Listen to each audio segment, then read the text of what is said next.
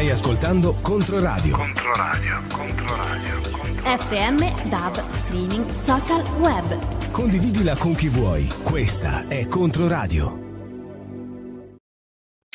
Alle 9 passate da 7 minuti dedichiamo questa parte conclusiva della newsline di oggi a un aggiornamento e a notizie importanti che arrivano dal territorio in solidarietà al popolo palestinese. Noi siamo con Susan Mosen, ben trovata, buongiorno. Buongiorno. Ho pronunciato bene il nome? Benissimo. Abbastanza. Dell'Associazione Amicizia Italo-Palestinese, peraltro nostra dirimpettaia, diciamo, dalla sede di Via del Rosso Fiorentino per quanto riguarda il lavoro. Susan, tu ci fai davvero da tramite per portare qui un racconto che ha innescato un meccanismo di solidarietà importantissimo, forse anche inaspettato, come inaspettati sono i gesti di solidarietà e di gratuità. Stiamo parlando dell'accoglienza delle famiglie, dei nuclei familiari che sono arrivati in questi giorni da Gaza, ospitati a Firenze, ma il tuo percorso di ponte con Gaza viene da lontano rispetto all'accoglienza che si è aperta qui sul territorio fiorentino. Raccontaci. Allora sì, io oggi veramente porto questa notizia molto bella in mezzo a tutto quello che sta succedendo, tutta la tristezza, che succede. Una cosa molto bella, abbiamo 5 famiglie che si sono riunite. È stata una cosa emozionatissima, bellissima. Loro stesse fino ad oggi, parlando con loro, non credono di essere qui, non solo di essere insieme, ma essere salvi, perché loro rischiavano la vita in ogni minuto. Abbiamo delle famiglie che per un anno, un po' più di un anno, sono stati separati, e non sono stati separati per una scelta, perché i primi che sono arrivati un po' più di un anno fa sono arrivati perché erano feriti di guerra, feriti gravi, e ogni bambino è uscito da Gaza in un corridoio sanitario con un parente, mentre il resto della famiglia è rimasto a Gaza. Erano le storie che alla spicciolata noi raccontavamo di questi ponti umanitari che portavano dei bambini ricoverati poi e presi in carico al Maier. Giusto, infatti sono stati presi in carico, sono arrivati primo arrivo al Maier e sono stati appoggiati a Casa Matilde, gestita dalla Caritas vicino al Maier, dove le famiglie sono state. È un arrivo molto traumatico perché erano bambini usciti da una guerra, colpiti di guerra, quindi con feriti gravi la maggioranza. Alcuni di loro invece non erano feriti di guerra, ma erano malati che non si poteva più curarli a Gaza per colpa che gli ospedali che erano bombardati e perché non c'era più elettricità, quindi erano bambini che hanno bisogno di dialisi, di altre cure, che sono bambini di tumore che a Gaza purtroppo chi sta lì muore perché non può più essere curato. E quindi anche questa in qualche modo senso di colpa di trovarsi qui ad essere curato, un genitore che accompagnava il bimbo con una famiglia smembrata in un contesto a rischio vita tutti i giorni, sì, e quindi con la coscienza anche di non poter rivedere i propri familiari, forse. Ma non solo, i bambini. La prima ragazzina in cui io ho preso contatto con lei a 16 anni è arrivata con feriti gravi alla testa, era in ospedale, pesava 30 kg, perché per un mese a Gaza era in ospedale, sdraiata per terra, era in coma, non c'era nemmeno cosa darle da mangiare. Il padre mi raccontava che andava a cercare, riusciva a prendere una scatola qualche volta di fave o di ceci, gli dava a mangiare, gli diceva che io ho mangiato, lui non aveva mangiato. Questa bambina, la prima cosa che mi ha detto, io qui non ce la faccio a mangiare mentre so che mia famiglia non hanno nulla da mangiare lì. E questo è stato il mio primo incontro con loro. Questa bambina l'ho chiamata, l'ho detto, io come tanti qui sicuramente eravamo frustrati, vedevamo questa guerra, vedevamo che non potevamo fare nulla e abbiamo trovato di queste famiglie un modo per noi per dare qualcosa, per aiutare, per stare vicino a qualcuno veramente che ha bisogno in questo momento, che per noi, per me personalmente è stata una cura stare vicino a loro. E il primo mio contatto con questa ragazzina è l'ho chiamata e ho detto, io sto venendo a trovarvi, cosa avete bisogno che vi compro? Sono al supermercato. Mi ha chiesto patatine, chips. Mi ha detto, le sto sognando da mesi. E questi sono i bambini bersaglio di questa guerra che sono feriti. Sono persone come tutti i nostri bambini qui, persone che amano chips, amano la vita e quando per fortuna piano piano sono stati curati, sono usciti, abbiamo visto Mohammed con le stampelle a correre, a ballare con suo padre qui a Firenze negli eventi di solidarietà che sono stati. E poter aggiungere adesso, far portare anche le loro famiglie è stata una grandissima gioia, perché loro non dormivano, veramente non dormivano. Questi signori che avevano altri bambini nelle tende, che passavano da una tenda all'altra, che non sapevano, tutti i giorni non dormivano finché non ricevevano un messaggio che sono ancora vivi i loro figli. Sono parole che non possono rappresentare davvero quanta sofferenza c'è e non viene sufficientemente non solo raccontata, ma presa in carico proprio in una quotidianità, perché noi stiamo parlando di 5 famiglie che si sono riunite a fronte del contesto quotidiano di bombardamenti e di vittime di disastro umanitario che viene perpetrato nella striscia di Gaza. Dalla Giordania sono arrivati, grazie a un sostegno anche economico che si è messo in moto. C'è stato un appello prima all'accoglienza, che ha innescato anche il meccanismo che ha portato il Comune di Firenze e tutta la rete con la Madonnina del Grappa, la Misericordia e la Caritas a poter ospitare queste famiglie che però da un punto di vista di viaggio dovevano far fronte a delle spese che superavano gli 8.000 euro e che in qualche modo, con un appello che è stato rivolto anche dai nostri microfoni, sono riusciti a raggiungere appunto l'Italia e Firenze. È stata una cosa bellissima, dall'appello per l'accoglienza. In realtà noi abbiamo avuto contatti con l'ambasciata italiana a Gerusalemme il fine settimana, dicendo: contattateli, dacci i contatti, possono uscire, appuntamento martedì alle 4:30 all'ufficio dell'UNICEF. E in questo momento avevamo tanti dubbi, tante paure, perché questa gente, una famiglia, doveva uscire dal campo profughi di Jabalia, che è circondato dall'esercito israeliano con bombardamento tutto il giorno. Anche le altre famiglie dicevano: ma noi alle 4:30 di notte come possiamo arrivare? Sono bombardamenti dappertutto. Ma comunque tutto si è organizzato, sono riusciti a arrivare e noi aspettiamo prima di fare informare, sappiamo le cose, che veramente chi riesce a uscire. Quindi il martedì sono riusciti a uscire. Quando sono arrivati in Giordania, allora lì abbiamo detto: ora l'accoglienza. Abbiamo mandato questo messaggio che è proprio stato accolto da tutti e abbiamo ricevuto più di 250 email sull'email dell'associazione di persone che proponevano anche le case loro per accogliere. Chi diceva che io posso accogliere una famiglia, 2 persone, 3 persone a casa mia. È stata una cosa bellissima. In questa macchina che si è messa in moto, quando abbiamo ricevuto la lettera dell'associazione che ringraziava, ma ci faceva capire anche che il meccanismo istituzionale a sua volta si era attivato, volevamo dare conto di questo, perché la risposta era stata talmente forte e spontanea, e però anche aggiornare su quello che era l'esito. E poi successivamente c'era la preoccupazione che però queste famiglie non riuscissero a raggiungere Firenze. Arrivate a Amman, noi avevamo personalmente firmato del documento per l'ambasciata per l'accoglienza e per garantire che rimarranno massimo 72 ore a Amman. Quando l'ambasciata ci ha detto: va bene, ora abbiamo prenotato, ci sono i voli con questa agenzia e questo numero di conto bisogna mandare il conto, pagare. Sicuramente le famiglie non hanno una lira.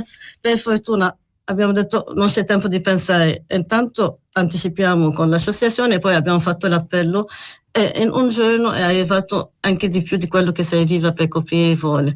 Quindi è una cosa molto bella, molto emozionante stata. Noi questa bella notizia la vogliamo raccontare e condividere, ma a maggior ragione per raccontare la drammaticità di queste ore, perché in tutto questo voi avete una speranza, quella di far arrivare altri nuclei qui in Italia e in qualche modo continuare a sostenere anche economicamente, come avete fatto durante tutto questo percorso, le famiglie e le persone che hanno bisogno. Sì, infatti purtroppo non tutti hanno avuto le loro famiglie, ancora ci sono persone che sono qui, ragazzini, bambini che aspettano nulla osta per il congiungimento familiare e la possibilità di farli uscire. E noi continuiamo a sperare che possano arrivare e saremo pronti sempre per accogliere nello stesso modo, sperando anche che qui le istituzioni prenderanno in carico come hanno fatto con le prime famiglie che sono arrivate. Come abbiamo fatto fino ad ora e come facciamo sempre gli aggiornamenti sul sito della nostra associazione, aiutiamo queste famiglie anche in modo economico, secondo i bisogni, secondo il numero di persone, nel modo continuo. In più delle 12 famiglie che avevamo seguito fino ad ora avremo, più o meno sono 70 persone che sono qui, che speriamo di poter dare una mano in più delle cose di base, perché a dire la verità loro nel centro di accoglienza tutto quel bisogno di base, da vestiti al mangiare, li hanno. Noi quello che facciamo proviamo di dare quella cosa in più che permette di prendere un caffè al bar o di andare, portiamo una gita al mare o portarli a mangiare un gelato, o anche soprattutto aiutare le loro famiglie che sono a Gaza. Ecco, da questo punto di vista, quali sono anche le modalità di comunicazione, il raggiungimento dei loro familiari nella striscia? Quanto è difficile e quanto voi fate anche tramite per raccontare cose che purtroppo non rassicurano e non placano la preoccupazione? Purtroppo sono stati 18 mesi di trauma, di situazione di peggio in peggio, perché uno pensa che dopo un po' si stancano della macchina di uscire, se inizia il mondo a mobilizzarsi, a aprire. Prima o poi si fermeranno. Invece probabilmente tutto questo è diventato normalità, e in più negli ultimi giorni abbiamo visto che sono finiti i besagli sono solo, non sanno più dove uscire, quando stanno bombardando le famiglie, le persone dappertutto. Queste persone non sempre hanno sicuramente a Gaza internet, possono comunicare. Ci sono delle mamme che dicono da diversi giorni che non riescono a parlare con le loro figlie che sono ancora lì. Noi quello che possiamo fare è semplicemente, perché sappiamo che le loro famiglie lì, anche lì, non hanno più mezzi per sopravvivere, quindi mandando un po' di aiuti anche a loro, qualsiasi cosa che possono avere qui le mandano alle loro famiglie, le aiutiamo anche a questo, e solo stiamo vicino un po' a loro per farle vivere meglio questi momenti difficili. Tu vai a trovare questi bambini e queste bambine che sono ricoverati, cosa ti dicono, cosa vogliono sapere? In realtà ora non ci sono più bambini ricoverati, tutti sono in centri di accoglienza dove continuano i loro trattamenti, le loro cure o fisioterapia, ma dai centri non sono più in ospedale. Io penso che quello che vogliono uno di sapere che i loro cari sono sani, sono vivi, sono in sicurezza. Abbiamo visto il venerdì, quando sono ritrovati tutti, una mamma è venuta con 3 bambini, ha ancora il marito lì, ma solo per festeggiare e condividere questo momento con loro amici gazawi, e questa bambina piangeva, presa, perché anche lei vuole suo papà. Quello che vogliono è vedere le loro famiglie ancora vivi, che vivono, che mangiano, di essere come tutti gli esseri umani, famiglie insieme. Qual è la tua storia rispetto al territorio e all'associazione di amicizia italo-palestinese? Allora, io personalmente ho conosciuto questa associazione nel 2008, con la guerra del 2008. Purtroppo io sono libanese e la nostra vita è sempre segnata di date e di guerre. Quindi nel 2006 era il mio guerra in Libano, ero da un anno in Italia. 2008 la guerra su Gaza, manifestazione nazionale a Roma, ho conosciuto questa associazione e da quel momento sono con l'associazione, perché l'associazione ha una bella struttura, anche c'è un bel sito web che lavora sull'informazione. Sappiamo che l'unico modo per cambiare questa ingiustizia è la consapevolezza della gente. Tutti noi abbiamo il dovere di conoscere, di informare di quello che sta succedendo, della storia, e quello è l'unico modo per poter cambiare le cose. E attraverso questa associazione facciamo una newsletter con degli articoli tutte le settimane, facciamo una certa selezione di articoli che si traducono in italiano, che li pubblichiamo, mandiamo via email o anche sono sul sito. Facevamo sempre nei momenti normali, quasi normali perché non è mai stato normale, delle proiezioni di film, degli eventi di informazione, presentazione di libri.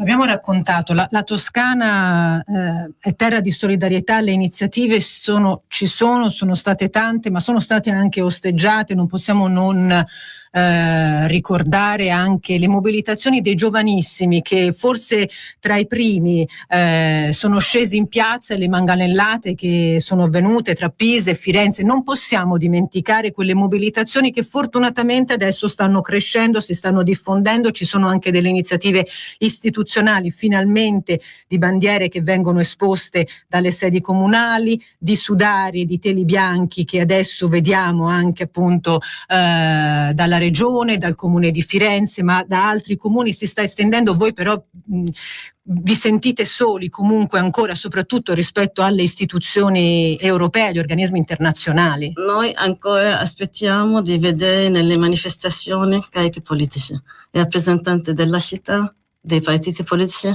anche loro nelle manifestazioni con noi, con tutti gli altri, per dire stop al genocidio e per dire le cose con il loro nome, di smettere di usare dei mezzi parole, di camuffare, perché oggi c'è un sterminio, c'è un genocidio, bisogna dire, se non abbiamo la consapevolezza di quello che c'è, se non abbiamo il coraggio di dire quello che c'è, non cambiamo le cose. Bisogna fare pressione sui politici, sulle istituzioni. L'Europa è complice di quello che è successo. Non voglio parlare oggi molto di politica, ma se abbiamo bisogno di consapevolezza e di coraggio di dire quello che c'è e di starci contro e di fermare le collaborazioni delle università con Israele, collaborazione delle scienze di ricerca, militari. È facile, possiamo farlo.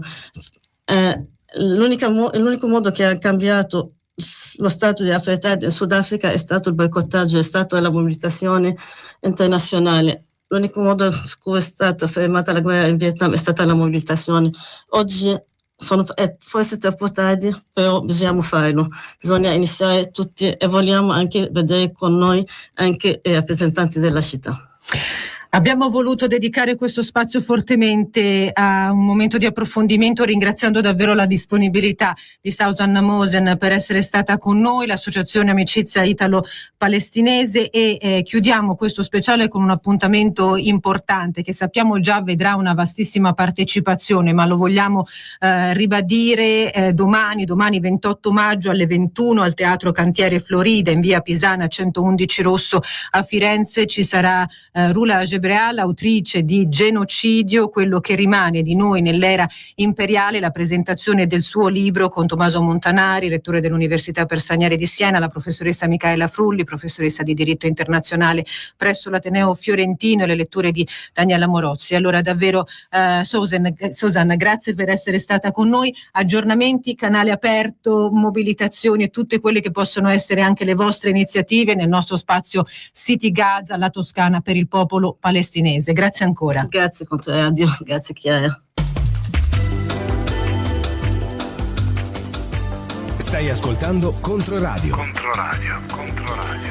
FM, DAB, streaming, social, web. Condividila con chi vuoi. Questa è Controradio.